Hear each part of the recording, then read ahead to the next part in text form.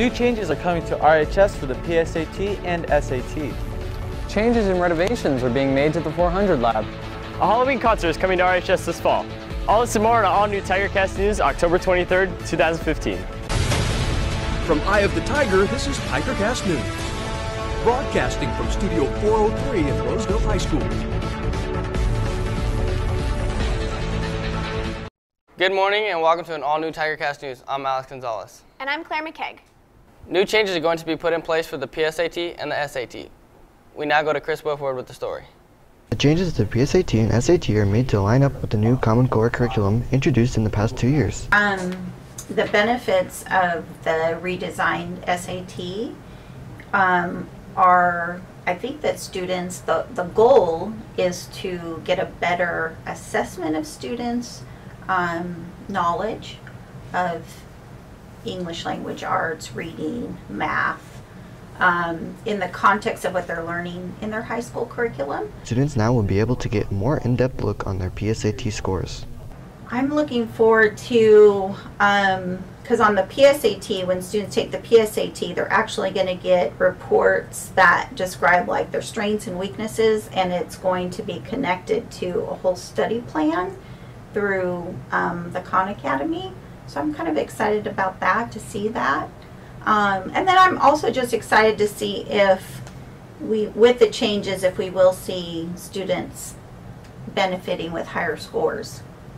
The PSAT is scheduled for next Wednesday at 7:40 a.m. School will begin at 10 o'clock and the following test and the rest of the students not taking the test. The Halloween band concert is drawing near. Emily Ruiz has more information. This October, the band program will be performing in a unique concert that will get all the audience members involved. We like to, have some fun with it, and we like dressing up, and everyone will go all out, which is the best part. And we always ask people to carve pumpkins, and then we line them up against the thing. This is our second year doing it. Last year we had a lot of people bring in pumpkins, and they're all carved with the little faces and everything. It was really cute. The show is scheduled to take place in the Patty Baker Theater, and the music is to be Halloween themed. Okay, so for the Halloween show, it's going to be on Wednesday, the 28th October. We're going to do a spooky show. We're going to do songs like Thriller and probably Night on Bald Mountain. The concert is free to attend with hopes of bringing people closer together and opening the audience up with new experience. We like people to come, and we like people to come listen to us and see what we're all about. We're not just, all this seriousness. We're about family and just having fun with it. Come attend the concert and support the RHS band. Enjoy some festive Halloween music. Now over to Josh Carson with the sports.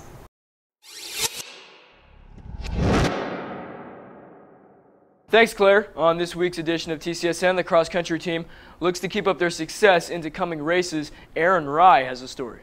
Cross-country at RHS has had a solid season so far, with some runners PRing or achieving personal records throughout their various races. We've done a lot of invitationals. We went to UOP and De La Salle. I've been PRing by a lot, so that's good. I've PR'd about over a minute now, and I started out at 17:32 at the beginning of the season, and now I'm down to a 16:39 in the 5K.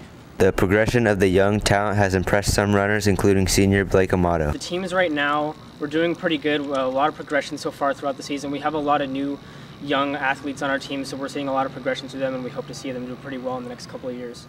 The girls and boys cross-country teams are preparing for the final at the end of October. Both teams believe they have a good shot of going to state. Our girls team has a good shot.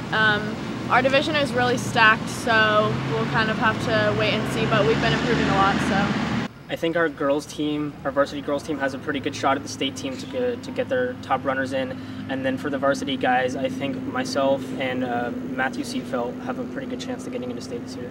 Cross country continues to run strong into their final and possibly state. On another note, congratulations to the varsity girls golf team that clinched the CVC title on Monday. Now over to Austin Collins for entertainment.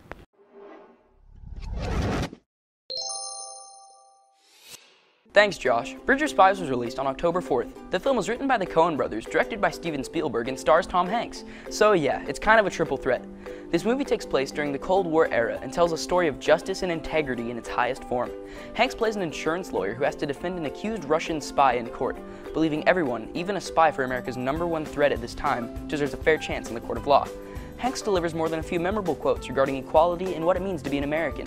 While the film could get a little slow at times and maybe considered Oscar bait, it was a joy to watch the masterful cinematography, listen to the clever dialogue, and watch Tom Hanks shine in what seems like a perfect role for the actor. This is why I'm giving Bridge of Spies 4 out of 5 stars.